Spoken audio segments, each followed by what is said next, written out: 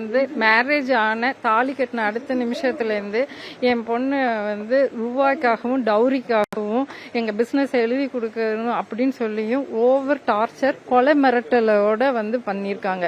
41 days அவங்க வீட்டில் இருந்திருக்கான்னா ஒவ்வொரு தடவையும் வந்து அவளை வந்து அவ்வளோ ஹராஸ் பண்ணியிருக்காங்க ஃபிசிக்கலாகவும்.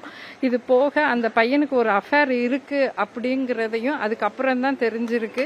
அந்த பொண்ணை வச்சுக்கிட்டே தான் என் பொண்ணையும் வந்து ஒரு சர்வெண்ட் மாதிரி நடத்தி அவ்வளோ தூரம் ஹராஸ் பண்ணி அவளை வந்து நீ ஏதாவது உங்கள் அம்மா அப்பாட்ட சொன்னேன்னா உன்னை வந்து நாங்கள் கொலை பண்ணிடுவோம் அப்படிங்கிறதையும் வந்து சொல்லி பண்ணியிருக்காங்க.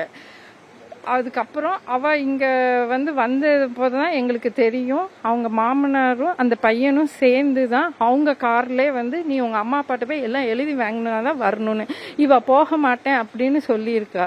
நீ டைவர்ஸ் கொடுத்துரு, அப்படி இல்லைன்னா இல்லை நான் கொடுக்க மாட்டேன், இல்லை நான் லிவிங்ல முன்னாடியே வந்து வாழ்ந்து காட்டுவேன் அப்படின்னு.